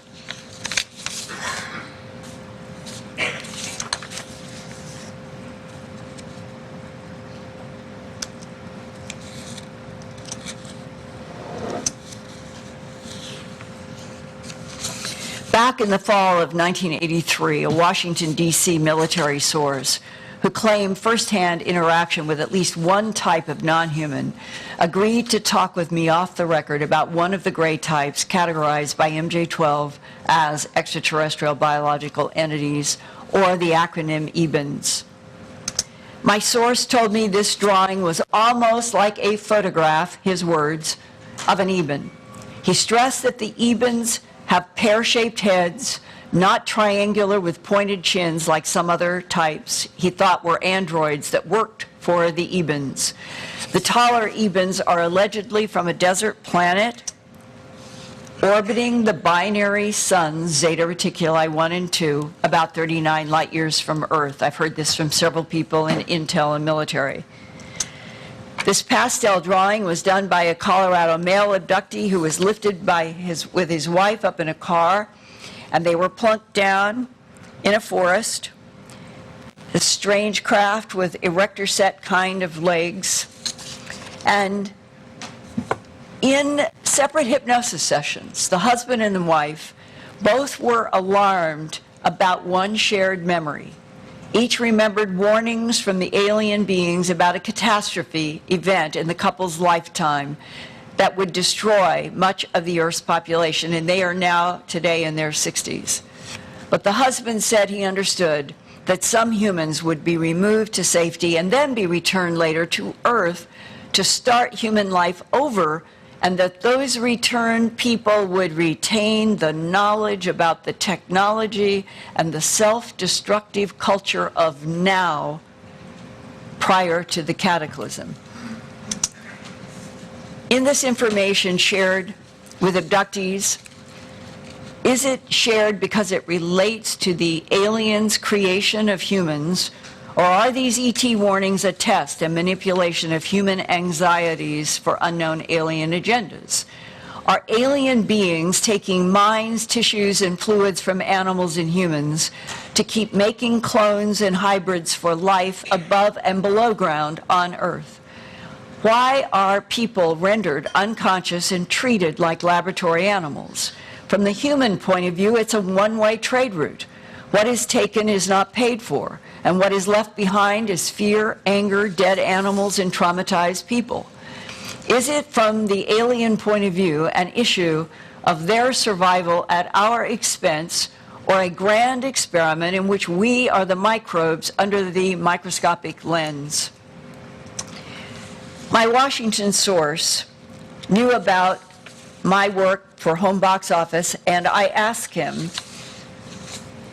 this question.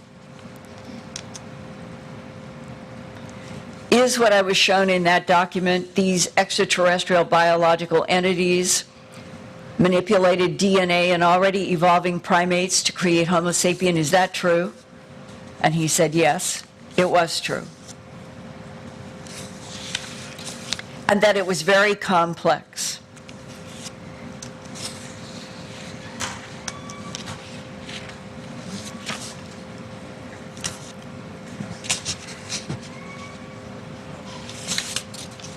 I'm going by some area here that I want to get. Sherman said it was true that MJ-12 or Majestic 12 was established by one of President Harry S. Truman's executive orders in 1947. He said it was to study the UFO phenomena, to oversee retrievals of crashed disks and alien bodies, to back-engineer extraterrestrial technology, and to study captured beings referred to as EBINs. And MJ-12, he said, has always been directed to keep the public and the media ignorant of the extraterrestrial presence at all costs, and those words are written in this manual, a training manual dated 1954 by the War Office of Stanton Friedman, Bob Wood, myself, and others. This is the real deal, and in fact, Bob Wood was able to track down the original press manager in 1954 when they got a brand new monotype, and that is this book.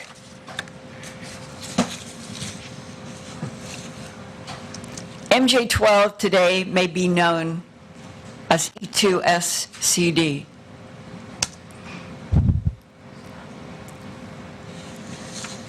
Sherman is a man who I combined two intel whistleblowers to protect them.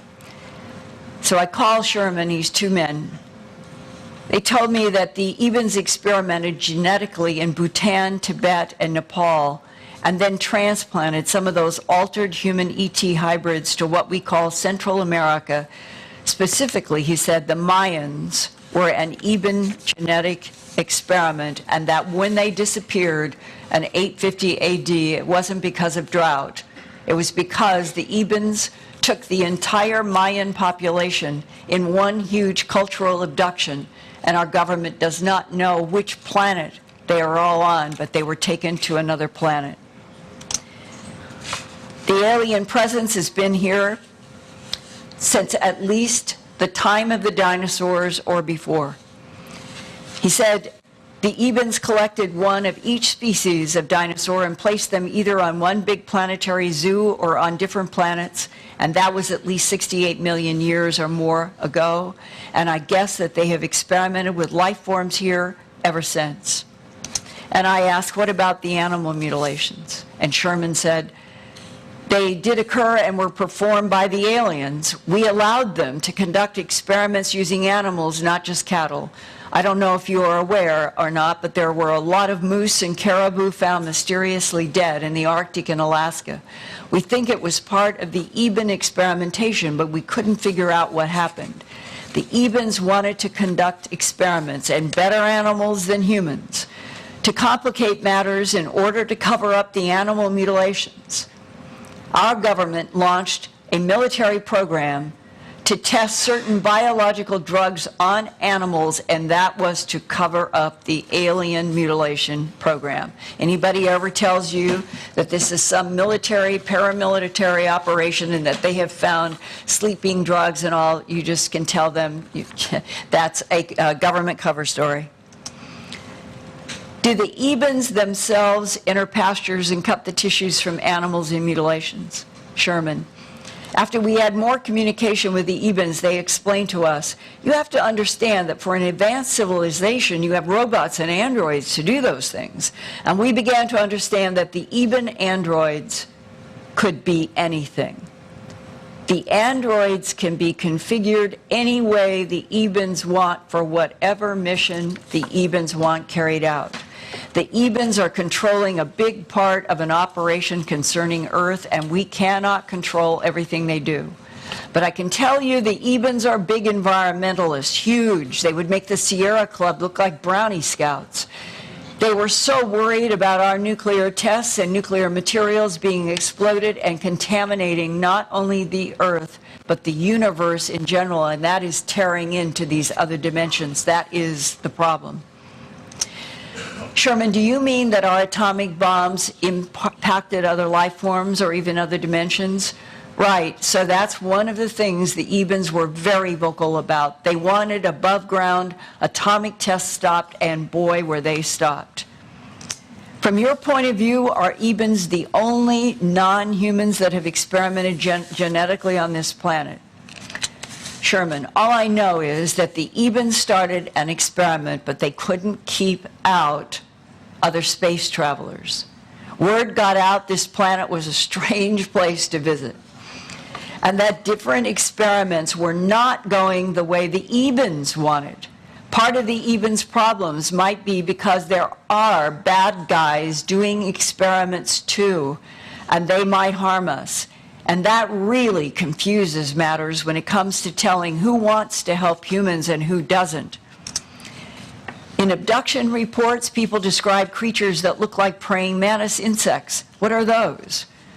As far as I've heard, they could be very advanced androids, which can oversee long-term projects that last for thousands of years, but I'm not certain who they work with or for. I've been told that the praying mantises are one of the most sophisticated androids in the entire universe, and that they can oversee an entire solar system's birth to death as one consciousness. How that is possible in an organic form or a cyborg form, I have no idea, because that would be billions of years with one consciousness. What is the relationship between the Greys and the Ebens? Well, they were enemies at one time. They are supposed to live without war today, but the Ebens have no control over the Greys. The Greys do their thing, and the Ebens do theirs. Is there a pecking order among the alien types? To the best of our knowledge, no cooperation exists between the different alien groups. And I think there was a war about 6,000 years ago between the Ebens and the Blondes or Nordics over territorial rights to a planet somewhere. I don't know if it was out at Zeta Reticuli or around here or what. So both groups, the Ebens and the blonde humanoids, make android creatures to do work for them on different planets? Sherman, that's what I understand. Androids come in many different types: insects, reptilians, greys, humanoid blondes, or men in black, and others. All have an advanced implanted brain that can operate on its own or by remote control. Remote control could be from light years away. Ironically, we think some of these genetically engineered creatures have a higher intelligence than their creators. The Ebens and the blonde humanoids know how to mix and match genomes and DNA easily. They can make robots or androids that can be anything they want them to be, and remember, the aliens are millions of years advanced beyond us. Sherman said the Ebens even make blonde containers that the Ebens control and put their life force into, like what Linda Porter was shown. And then the blondes make Eben-looking container bodies that the blondes project their life force and consciousness into. That means a war of enemies in which each enemy is making the mirror of its enemy to control. Hang on to that, as wild as it seems, because what I've just said to you, I think, is going to the core of what is happening on this planet right now in the Middle East. And the Ebens genetic experimentation in Tibet, does that connect somehow to the Dalai Lama? I'm thinking about reincarnation through different beings and the different cycles of life. Would that concept relate to an Eben supposedly telling an Air Force captain in 1949, this is true, that the recycling of souls is the machinery of this particular universe? Sherman, exactly. There are only so many souls that just continuously recycle. And I said, through life form bodies that are containers? Right, exactly. And if there are more container bodies than souls, because if they're hybridizing and androidizing and cyberborgs and all of this, how could they all have souls? And Sherman says, I don't know, but souls are interconnected in some way. I think that they told us that because the Ebens have been around so long, they have learned that there are only so many souls in this universe, which must be recycled. If there is a finite number of souls in the universe, and the Ebens know that, and yet we are living on a planet in which there is an exponential increase in the number of bodies, does that imply that not all bodies can have souls? And Sherman said, I guess you have a point there. And I said, and if not all body containers have souls, would the Ebens and blonde humanoids have some stake invested in souls? Like souls could be the coin of the realm, so to speak, in this universe. And Sherman said, that's possible, I guess. I never thought of it that way before. And I said, well, some abductee researchers, such as Dr. Leo Sprinkle, a Wyoming psychologist, and Harvard University psychiatrist Dr. John Mack, both stumbled onto what appears to be a continuity of the same Ebens, or maybe other gray types, present from human life to human life, because the same alien being comes up in past life regressions at both births and at deaths. And that is true. Sherman, I don't know. All I do know is that the soul, when the body container dies, the soul contains or maintains or keeps some thoughts or something from that life that was just lived. It said in the Yellow Book that the Ebens are concerned about human souls if our particular species continued on its current course. They are afraid we would damage our container bodies, and that could damage the souls. Well, how would our body containers damage our souls? I don't know. I realize the containers are the human bodies, and that was why they were so concerned with what we have been doing, the wars and so forth. They are afraid that the souls will be damaged by our containers. One of the MJ-12 guys who had seen more of the Yellow Book talked to me about an analogy. He said, when you put something in a container and you pour it out, think of paint. There's always some residue that remains. Something remains in that soul. So when you pass the soul on in different containers, it picks up the residues of all the different containers it has been in, and a little of each remains and stays throughout.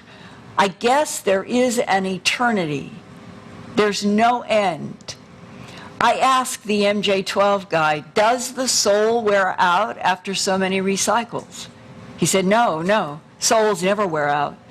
The Supreme Being makes sure that doesn't happen, close quote.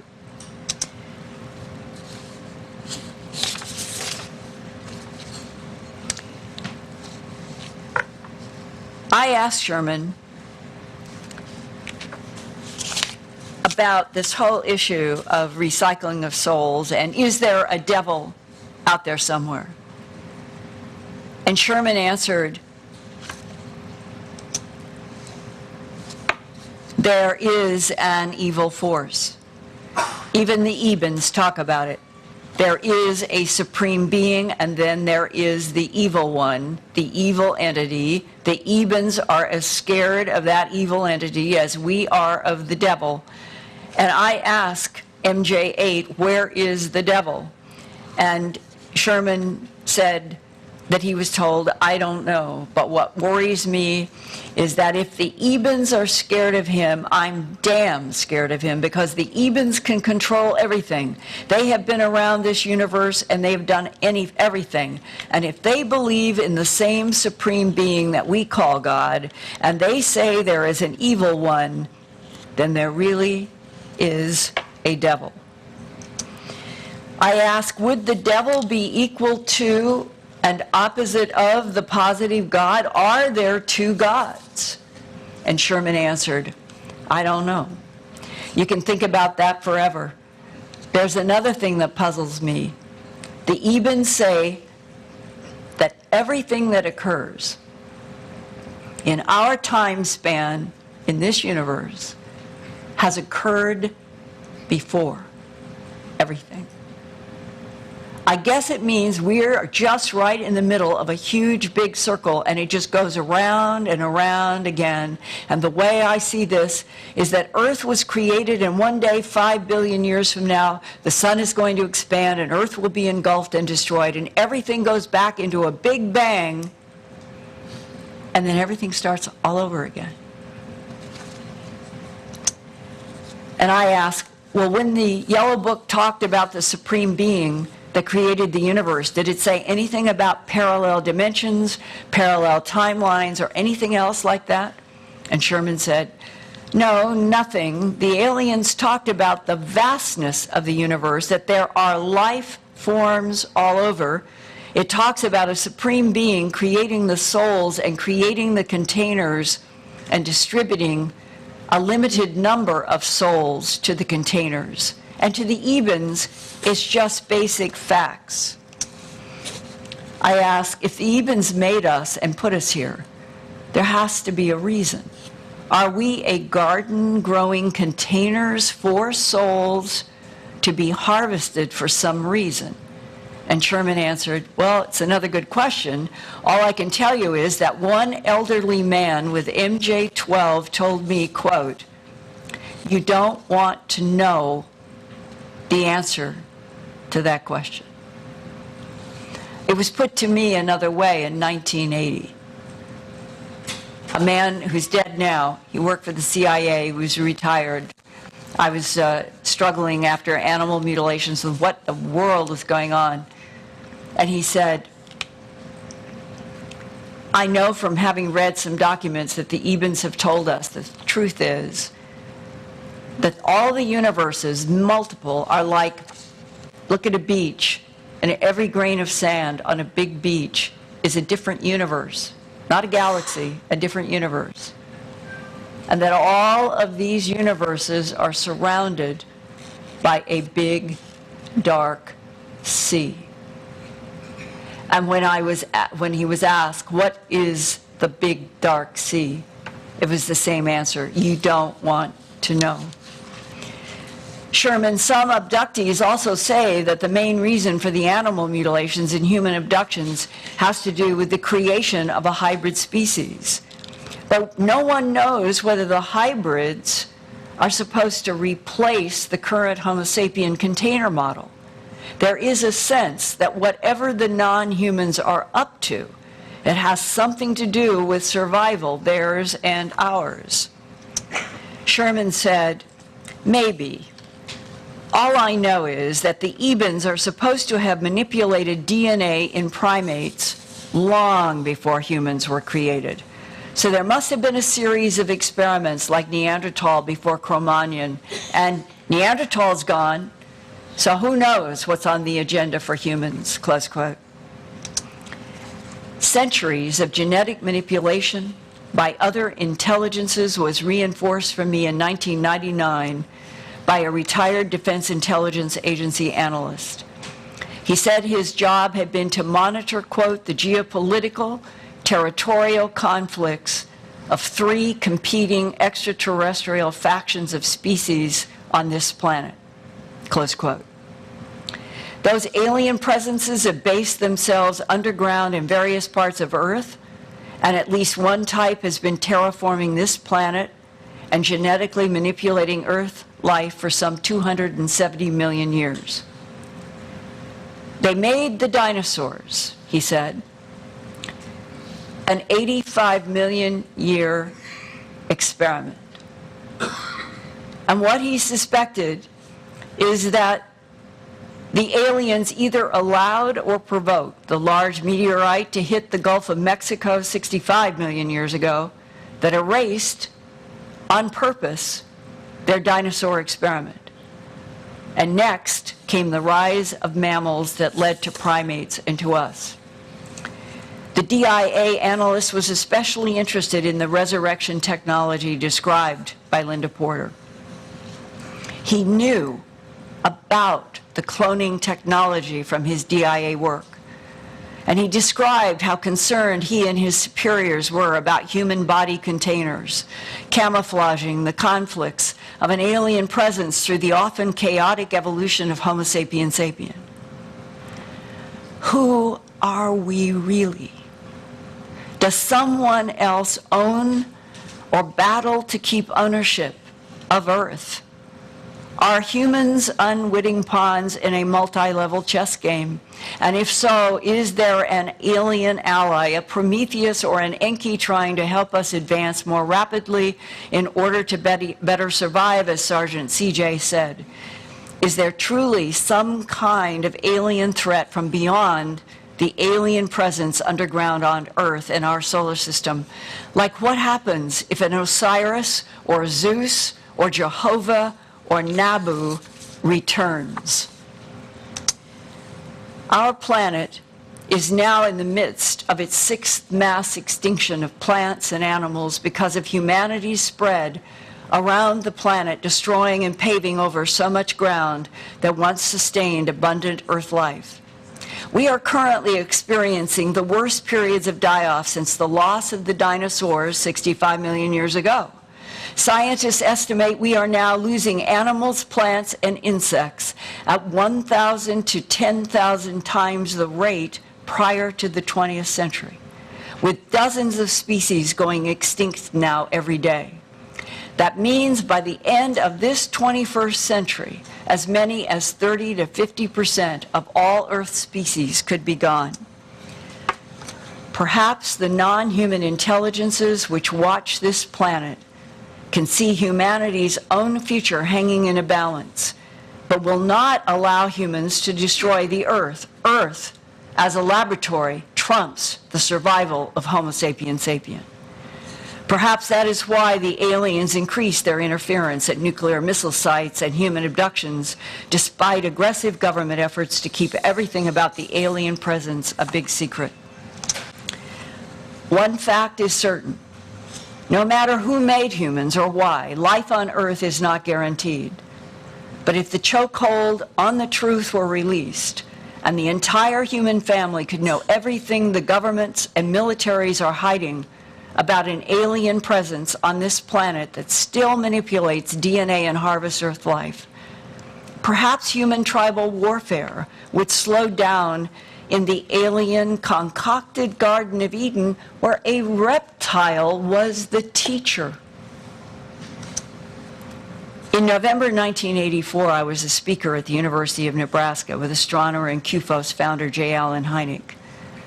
He was talking about UFOs, and I was talking about animal mutilations, and he said, I want to recommend the best and most important book I've ever read, Theosophy by Rudolf Steiner. And we ended up talking about souls, J. Allen Hynek and me, not aliens and not UFOs. We talked about souls and recycling. And neither of us knew that within a short period of time that he would die from a brain tumor. And I would not learn from abductees about the ET soul transfer technology for 7 more years with Linda Porter in 1991. But one realization has become very real for me. There is a secret war on Earth. One group of other intelligences wants to see humans evolve into oneness with a divine field responsible for all matter worlds. Another intelligence wants to stunt human evolution so it can continue to harvest us genetically for its own self-serving purposes.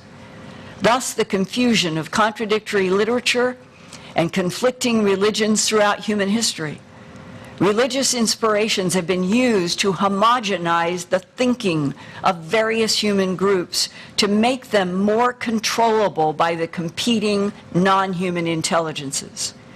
But those have often been ET inspirations for manipulations, not the honest guidance from a divine field.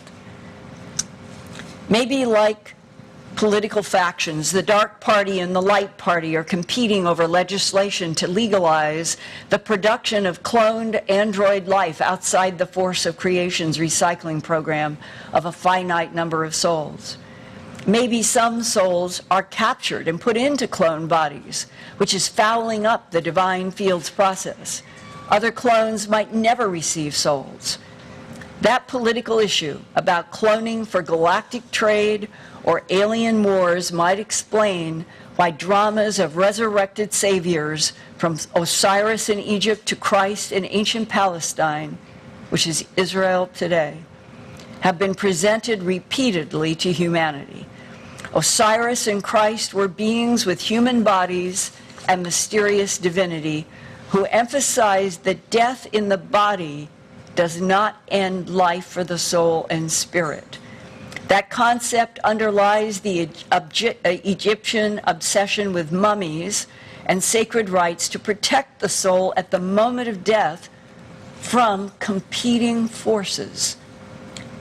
If there is a finite number of souls, as the government whistleblower I call Sherman says, are under a strictly regulated God Force recycling program, then clone bodies and androids might end up outside, excluded from that recycling process.